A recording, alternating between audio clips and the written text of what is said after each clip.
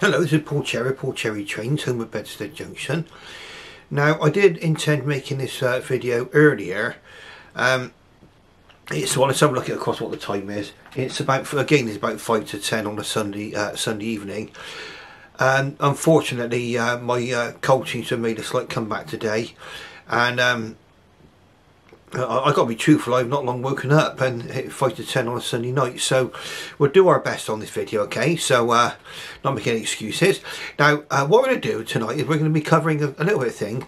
Now, it's going to be a response to my video I did on my Standard Class 5, which I made last night, and I can refer you back to that one. I hope you enjoyed watching that one if you've not seen it already. Now, somebody had a few comments on my channel. I'm always pleased when people make comments, so I can always answer them. If people say they either don't like the video, don't like the engine, don't like this, don't like that, well, that's fine, that's fine. Or they do like it, even better again, of course. But the thing is that one of the comments was that made by Kenny Ashford Trains. Now, Kenny made the comment that Kenny wanted to see, or preferred, the Standard Class 4 locomotive as opposed to the Standard Class 5. Now, what I did in response, I did say that I would actually be running a Standard Class 4 in my next video. And what I do is I've done a video on this one before, but we're going to revisit this locomotive again. And tonight we're going to try to cover as much as I can the Standard Class locomotives, which are built by British Railways after nationalisation. And it was a funny period of time, actually. They were built between, these locomotives we're seeing were built between nationalisation and dieselisation. And something around about, I think, 900 odd models or actual locomotives were built in that period of time. And Britain was rebuilding after the war, of course. Time of austerity. There was rationing until the 1950s, I believe. And but this new fleet of locomotives were built to replace a lot of the previous locomotives, which were probably worn out during the war, and also new classes were to be introduced. Now, without any further ado, we're to get into this. And also, another person made a comment, which we'll go into in just a moment. And please excuse me if I'm a little bit tired making this video, but what we'll do is do my best with it. We're going to get straight into it. We'll have a look at a Standard Class 4 locomotive. I'll explain to you a little bit about the actual trains themselves and what my experience of this one as a model's been. Okay, so without any further ado, the next time you'll see my you'll be looking at my layout, and you'll be looking at a Standard Class 4 actually in action. Okay, so just bear with me and I'll be right with you. Okay.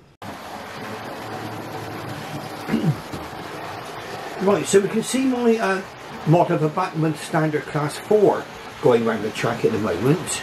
I've got the focus, I'm going to change the focus if I can over onto the level crossing. I think it looks alright there. Okay, let's see how that works out. Now, my previous video on the Standard Class 5, I did have some particular comments on here. Okay, so we'll go into this. Okay. Now, first of all, Kenny Ashford Trains actually commented, there's one Standard 5 that's preserved named Camelot. Okay. Nice engine, but I prefer the slightly smaller Standard 4s and a few preserved sisters. So she likes 75069 and 76079. That's all I can see which one my model is going around the track now. But I thought, well, I didn't actually say in my reply that I will be running a Standard Class 4, my next running session, and here it is, actually going around the track, giving great service. And it's putting 3 Southern Railway coaches, which is perfectly legitimate because these did find their way onto the Southern region, and also from my point of view, they did find themselves onto the Somerset and Dorset Joint Railway. We'll move on. Modern Railways Unlimited said it's glowing better, thank you very much. Gerard Burton 3741, hi Paul, did your split chassis engine end up with warped wheels, just like about everyone I have owned? Yes, this one did end up with warped wheels, and in fact it's got a definite wobble at the moment going around the track. Okay, and I'm hoping to eliminate this. I did a previous video on my standard class 4, and I had to get a complete replacement chassis because you can't get the parts now. I'm guessing they might be able to still get hold of a wheel set. I'm going to have a look at replacing the wheel set, because I think probably the only way of getting this solved on a long-term basis is to fit a new wheel set. I mean, if you have a look at it going down the track and watch it going along by the crossing there, you might notice a slight wobble there. And a few of my engines have got this, or had it in the past. And yes, the only way of actually alleviating that is changing the wheel set, let's say.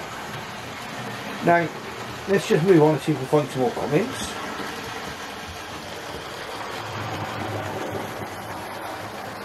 And Paul Topham, H553, has just bought a black one from the Clark Railroad for £65. Enjoys my running sessions. Off work at the moment. Well, I hope you have a speedy recovery. Apparently, Paul Topham has a bad wrist, so Paul is actually catching up with my YouTube content. Yeah, I'm doing the same thing actually. I'm trying to catch up on YouTube content. As I explained in my previous video about the standard class 5, I've had a cold to end all colds, and actually made a comeback today. And I intended to make this video a lot earlier. We're actually on 10:15 on a Sunday night, and I've got to be honest, I fell asleep. And I felt lousy early on today, and I unfortunately, and because I've opened my voice out up for this video. Now, what are we looking at here? I'll go around the track now. Let's go. It's a very, very nice model. Now, like I said, I had to go put a replacement chassis on this one. My previous chassis self-destructed, and I didn't know. I mean, I bought going to the beginning of the near to the beginning of the lockdown. I actually brought all my trains down from the attic, and the only locomotive that actually refused to run totally was this standard class 4. And when you try to move it forward, I'm going to focus up on the junction now, but it would go clonk. It would go forward and go clonk, and the wheels would just stop. You try to make it go backwards, it would just go clonk. Now, what I didn't realise was that the problem with these, and it does happen while these have been in storage, there are plastic inserts which are porous in the wheels, and what they do is they swell and they foul the connection rods. And what happened was, on my previous chassis, the connection rods got all broke, and the valve gear, it all fell to bits as well. So unfortunately I couldn't save that one, and so this is actually running on the donor chassis. But like I say, it does have a slight wobble on it, but it's a very, very smooth runner, very, very nice runner, and I hope you don't find the wobble too distracting. The standard class 4, let's say, as Kenny Ashford Trains quite rightly pointed out, is a smaller version of the standard class 5, and these were meant for more lightly laid branch lines. Now, I think probably the thing which has affected locomotive design over the years has always been the weight limits on particular lines. And the standard class 4 were built for lines where the standard class 5 were not allowed to run. Now, what I'm going to do is we're going to put them together at some point, because we're going to have a look at the similarities between these particular locomotives. Now, this particular locomotive as well is split chassis. Okay, now I've done some split chassis videos, and I can refer you back to those if you want to catch up on it. I mean, basically, split chassis is all of the connection with the motor goes through the chassis, not through any wires. So if you open up one of these, you should not find any wires inside. It was quite clever. Split chassis came out way before DCC had been invented. I can't really particularly remember when DCC first came out. I mean, I've not changed over to DCC because I'm on a very, very small layout, as you can see. It's 6 feet by 4 feet, and really, there's very, very few situations where, apart from, unless I want to know the sound effects or anything else like that, I don't think I would get the full benefit from DCC. And it would cost me a lot of money to actually convert all these locomotives. I'd say this one is split chassis. Let's have a look and see what we've got.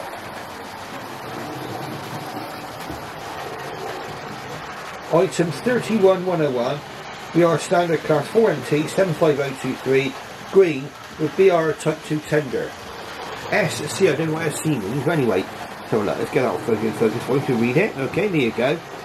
Bachmann 00 scale.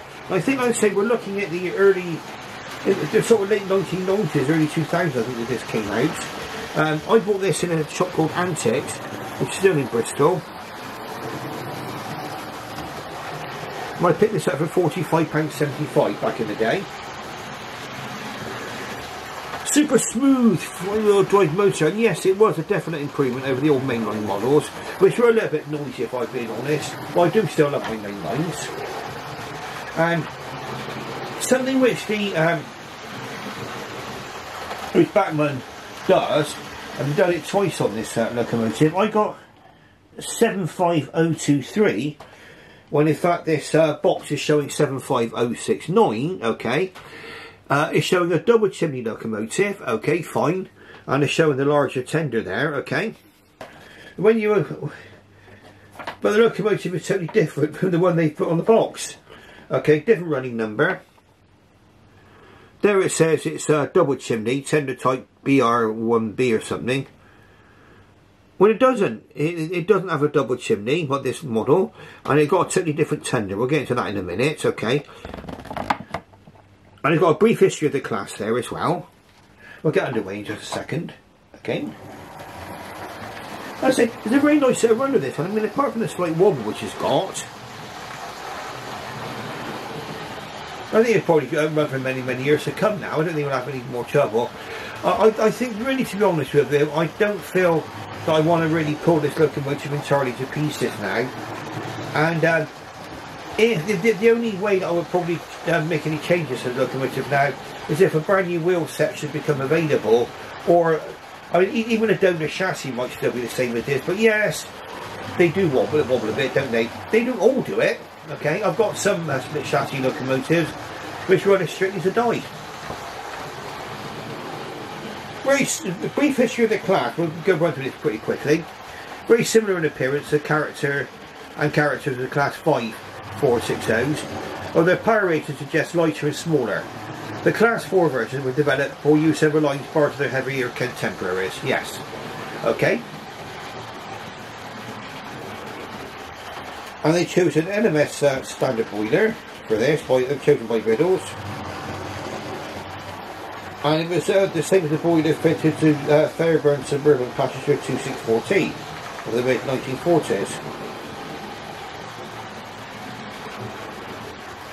Now, from what I mean, I'm not going to read all of it out, but the piece that does struck me here, erected at the celebrated XG workshops at Swindon.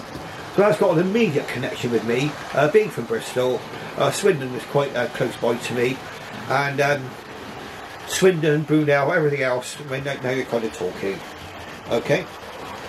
They were in the 75,000 sequence, and 80 of this class, 4468, took the rails between 1951 and 1957. And I think that was a period of time where the class 5 were also built.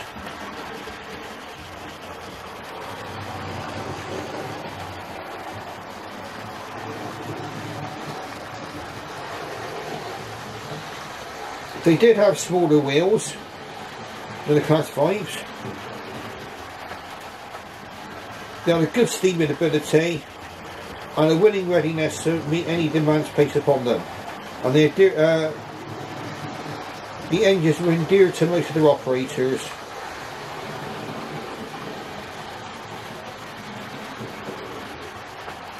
Yes, and in fact the western region of British Rail did actually experiment with double chimneys, and in fact that happened quite a lot with the Castles and the Kings. They were subsequently fitted with double chimneys.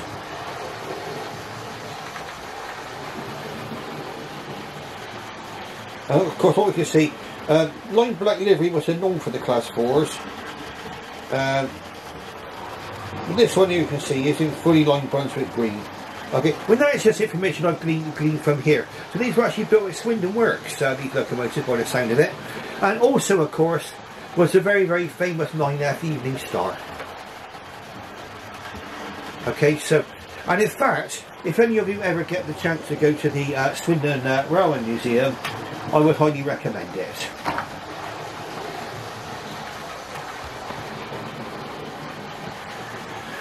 Now what I'm going to do is I'm going to run this standard Class 4 into the station, because we're going to have a look at the differences between the two models. Now if you bear in mind, these two models come from two different periods of Bachmann.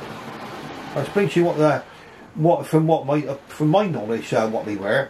Now Bachmann, they were previously mainline or previously replica railways, and back in 1984 the parent company in mainline decided they wanted to move into other areas of the toy industry, and in fact leave the model railway industry behind. Now, as a consequence of that, I think there was a replica railways brand which came about then, but ultimately it became Bachmann, and these were actually produced in Hong Kong, in a factory in Hong Kong. Okay, now they had to then take the transition between split chassis, the split chassis mainline locomotives, and the later kind of DCC ready locomotives, okay, and switching over to more conventional chassis arrangements. And this one is one which is a bit in between. Okay, it's got a redesigned motor. Different, the actual inside is totally different to what the mainline locomotive is, the motor and everything else, but it still runs with a split chassis configuration. Okay, what we're going to do is we're going to put this one into the station, then we're going to have a quick look, and you will see what this Class 4 is like over points. And then we're going to have a look at the Class 5. And I explained to you a lot of things which I did to the Class 5. Just check we've got the points set correctly. I don't want a major train disaster, not tonight. It's getting a bit late now, it's just 25 past 10. Some of you might see this video tonight or in the early hours, if you're a bit of a night owl like me. Okay, so here we go, let's get ourselves in. Now bear in mind, these have got no tender pickups, okay? And here we come. The control's quite nice, bit of a wobble there, but oh well, can't do much about that really. Okay, we're into the station, a bit clumsily, but we're in. Now, what we're looking at, now it might be a bit difficult because of the perspective of the two locomotives, but looking at them, they're very, very similar. Probably the only difference between the two, main differences, is obviously the size. The Class 5 is much bigger wheels. 73,000 series was the Class 5, 75 is the Class 4, okay, and the tenders are different. If you have a look at the tender down here, there's a different type of tender. Try and get this all sorted out properly. There we are. Completely different tender to what we have on the Class 5. That's a later type tender, and just to confuse matters, because on some models you can see this tender on the Class 4 and vice versa as far as I'm aware. So it depended on the different operating needs for British Rail.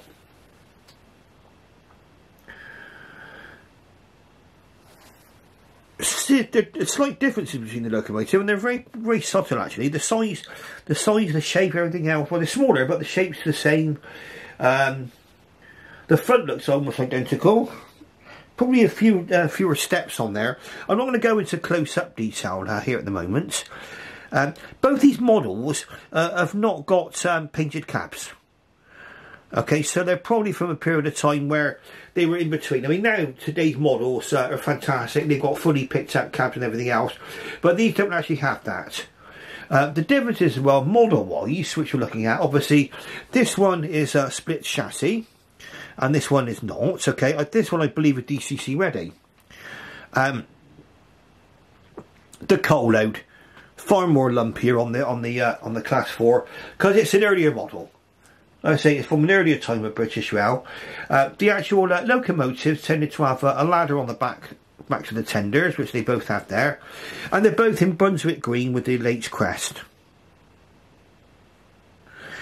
But really, if you sort of blinked and you didn't really weren't aware of the numbers, you probably would, apart from the size, you couldn't really tell the two apart, can you really? They look quite very, very similar to each other.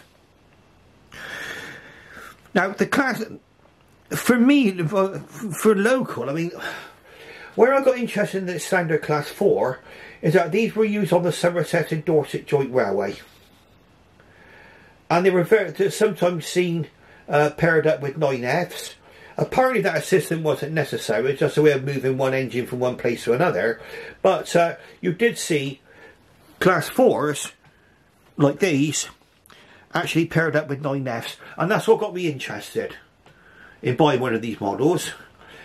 And then what you saw in the actual videos was that when the actual trains came into Bath Green Park, the trains going to the north would very often be pulled by a standard Class 5. Okay, and what I would highly recommend, I mean, if any of you have got any sort of interest in the Somerset and Dorset Joint Railway, look up, there's a couple of videos filmed by Ivo Peters, that's by Ivo Peters. He filmed the Somerset and Dorset Joint Railway, I believe, in the late 50s, early 1960s. Okay, and it's absolutely amazing, some of those videos. But bearing in mind, he was filming on a camera which probably gave him about 30 seconds shooting, as far as I know. Okay, so, a little tip for you. But there we are. I mean, that's our standard Class 5 and our standard Class 4. Now what I'm going to do is I'm going to run the standard Class 5 just quickly. I'm hoping this video is not going to be too long. We'll see, because I'm well away now. Let's say I intended making this video earlier, but I fell asleep. I'm not long woken up again. And it was the same as last night, and on a bit of a day, so please forgive me if I mess up here and there. But let's have a quick look at our Class 5. Now, would I recommend you buy one of these standard Class 4 models here? Well, if you're buying one of the split chassis models, you have to be very, very careful, because if you've got one where the actual centres of the wheels, it's like inserts inside the wheels there, representing the spokes and everything, if they swell, they will foul the crank pins and push them off. And that's what happened to mine. In fact, I'm feeling this now. No, that feels alright. They go spongy and they swell outwards. And as a matter of fact, let's have a look at this now. Let's have a quick peep. Quick peep. That's okay. Right. Yeah. I think we'll look into that actually, on this, where the rear crank pins are actually attached. That looks a bit tight there. That's what you need to bear in mind on the split chassis. And also the split chassis locomotives are quite a lot more difficult to actually convert to DCC. It can be done, okay. This later model here, the Class 5, is DCC ready. It's not split chassis, it's the more conventional chassis. And to be honest with you, if you're looking at modern day operational requirements on a modern railway, yeah, fair enough. If you get a main line at the right price, or a good one of these split chassis, fine. But really, in many ways, the way to go is to go with a non-split chassis. If you non-split chassis locomotives, if you wanted to convert to DCC, okay. But I'm happy with both. Okay. Now, what I'm going to do, let's take a look now.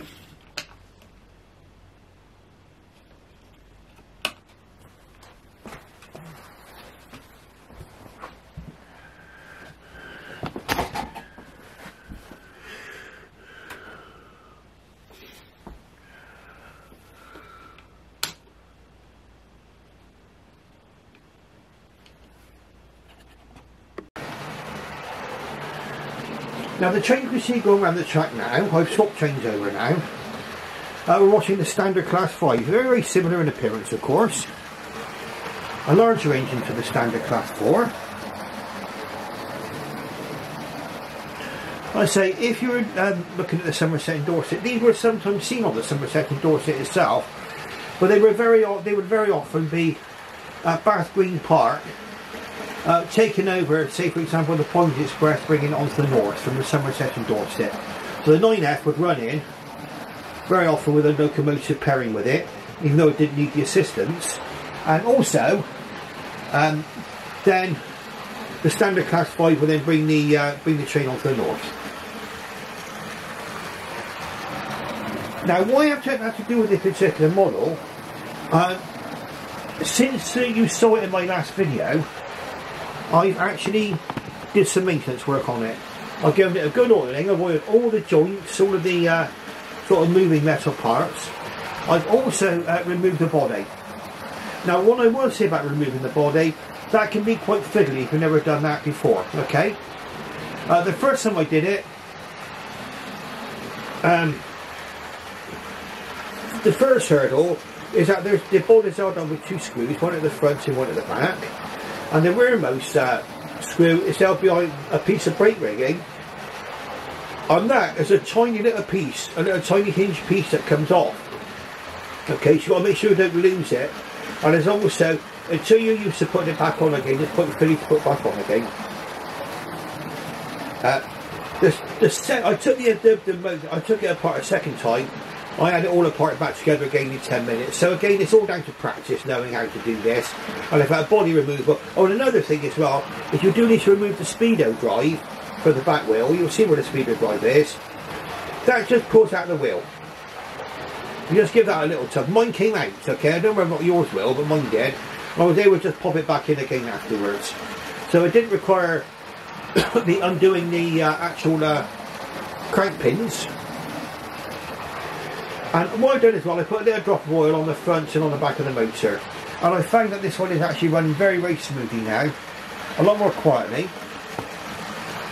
What you will find when you get inside, you cannot get, unless you can take off a particular cover and you've got the right screwdriver for it, you cannot take the cover off the worm drive. Now, but what you'll do, if you ever look under the wires on the top of the cover, you'll see a small hole there, and that's where you can put oil down through there. So what I've done, I put oil down through the hole there, and that looks like the way that they want you to lubricate this. They don't want you taking the whole thing to pieces. So what I've done is I put that down there now, and that oil now is worked its way around the worm drive and the intermediate gears between the motor and the driving wheels. And this was driven by the centre driving wheels. You can tell, if you ever need to know which wheel to be driven, usually there's a bulge underneath where the actual cog goes, and that's usually a giveaway on that. But that's everything I had to do with my standard class 5. Very, very, very nice locomotive this. Okay, so we're going to go back to our standard class 4, and you can see the similarities between the two.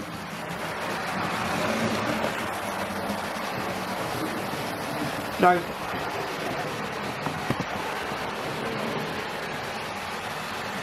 I've been looking into maybe, actually, do my eye just see me? No, it's okay, no, don't worry, I am seeing things.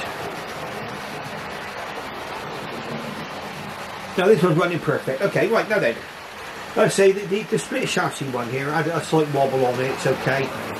The split chassis, the wheels are held on with sort of nylon inserts in between the wheels, because we have to basically split the contact between the two chassis arms. This isn't so much a problem. I think this one got standard pickups. Neither of these locomotives here, model-wise, have got tender pickups. Now, I would say, I mean, I'm going to get into possibly a controversial subject here. I would say that tender pickups are nice to have, okay? They're very often needed now as well, because the DCC equipment very often has to go into the tender of the locomotive. Well, this particular one here there is no electrical connection between the locomotive and the tender. So it's depending on the 6 driving wheels for connectivity. But as you see, there's no kind of hiccups or anything else. Now, if you want to see any more running of particular class 5, like I said, I did do a more lengthy video last night, and that's actually up there on my channel for you to see if you wish. Now I'm going to bring this locomotive in just a few moments time. In fact, what we're going to do, we're going to have a little bit of a change. Now like I say, this locomotive here is running as straight as a die. It's perfect, it's running beautifully, smooth. Would I recommend one of these? Oh yes. Oh yes, yes, yes. I picked this one up for about, I mean, I think the going rate's somewhere between 65 and 75 pounds, maybe a little bit more, depending on what the sellers wants on these. I picked mine up for about £70-ish, including postage. Okay, and is it worth £70? Yes, definitely. Okay, bear in mind that nowadays even a small locomotive can cost well over 200. The cost of Bachmann locomotives have gone way, up. Along with Hornby, of course. Along with Hornby. It's the way of the world. Now let's just pull this locomotive in. And then we may do a quick change of locomotive. We'll wait and see, okay? Let's see how we're going to achieve this. Because there's another locomotive I'd like you to actually see running around the track.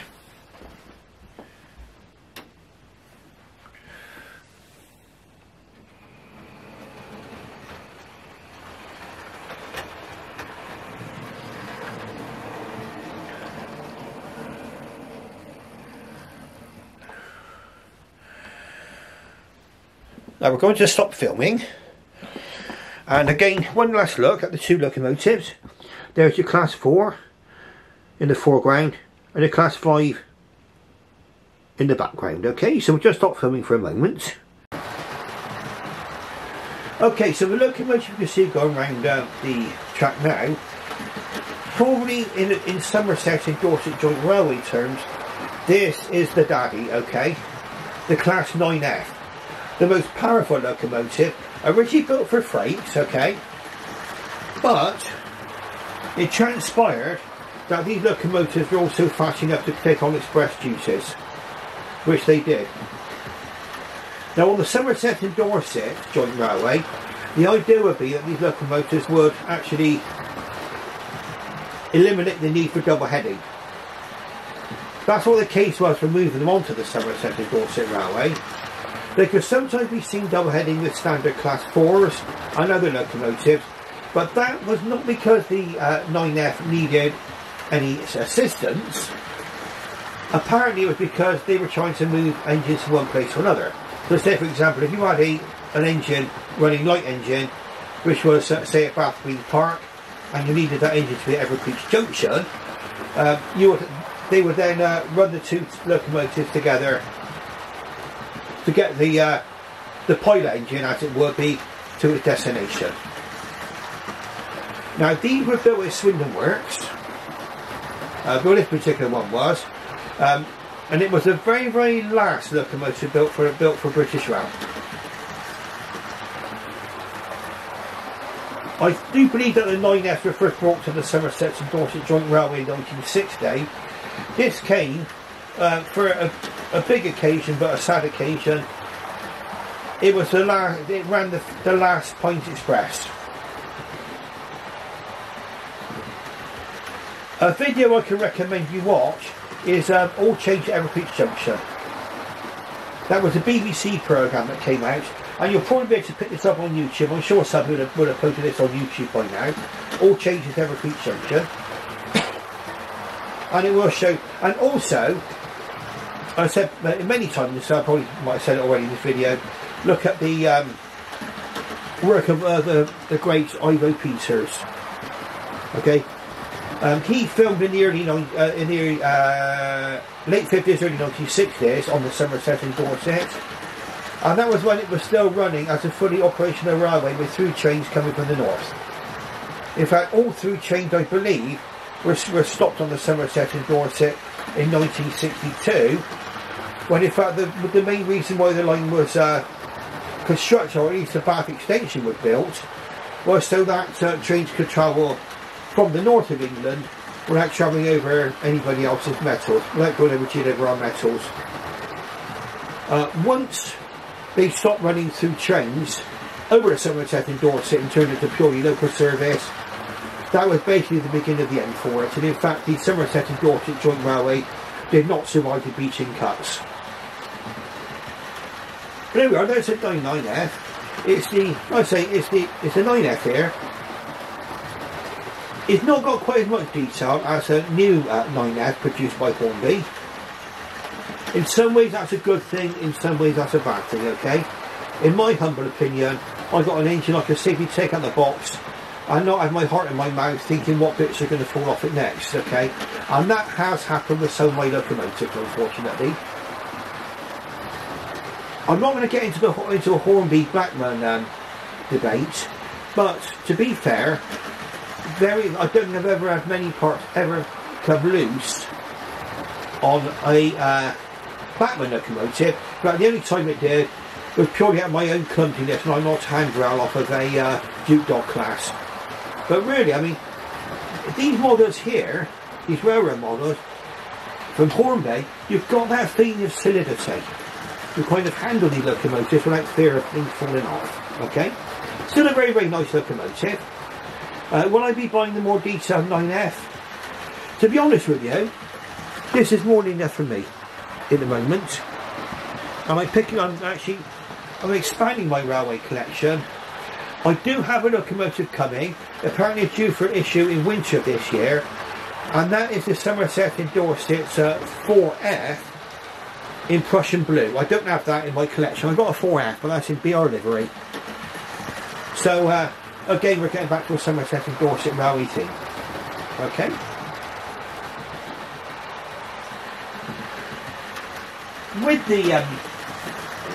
With the railroad version of things, I mean, you don't get a history with the locomotive. You don't you don't get much of a detail pack. I mean, a couple of steam pipes or vacuum pipes. But let's have a quick look. I'm going to do this off camera actually. And when you believe it or not, this locomotive, you don't have to take my word for it, and it's got sprung buffers front and rear, even though it's a railroad model. The railroad models as well very often do not come with painted cabs, but I found that the way round that, in many ways, is to fit a locomotive crew. Now, when I recommend the railroad version of this one, well, you need to look at Sam's trains amongst other people, because certain ones have suffered from Mazak rots. Now, what I would say is, by now, I should imagine those will be weeded out, hopefully. Okay, Mazak rot, what is that? Okay, it's only ever affected a couple of my locomotives, and that's where the metal is a kind of an alloy, and where there's a kind of a fault in the manufacture, the actual Mazak material goes very, very brittle and it swells. That has not happened on this particular model here. Okay,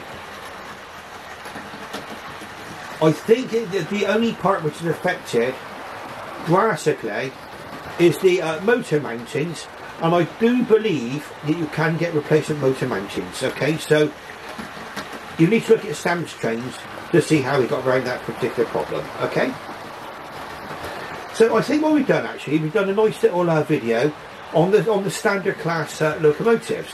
So we've seen a standard class 4 by Bachmann, and we'll just have a little recap of what we've actually seen tonight. Okay, so it's quite nice.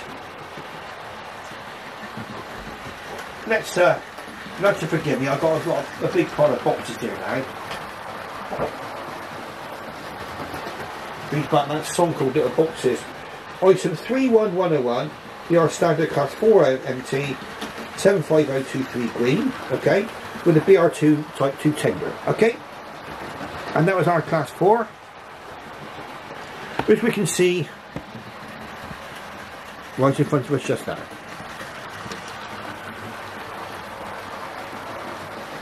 The next locomotive we saw Just bear with me. Do a little bit of rearranging the boxes here. Was 32,500 standard class 5MT 73068 BR green Lakecrest BR1C tender. That's a bigger tender, so it would appear. Okay, that's what we saw for our standard class 5. That's off the rails over there at the moment. That's waiting to be put away. Okay, so that was 2 Bachmann locomotives there. We've covered 2 different periods of Bachmann. Okay, the transition really between split chassis and going into the DCC era. Now the actual Hornby model here is our 2785 BR green 9F evening star number 9220. Okay, and there we are, that's our evening star here.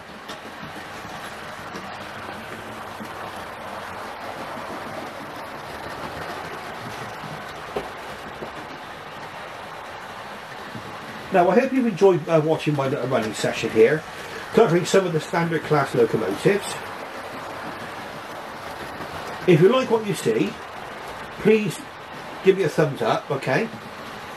If you're not subscribed before, subscribing doesn't cost you any money. You don't have to pay a subscription. It's just merely asking to be made aware of future videos made by me. And you also ring the bell and choose all content, and you'll be made aware of any future videos.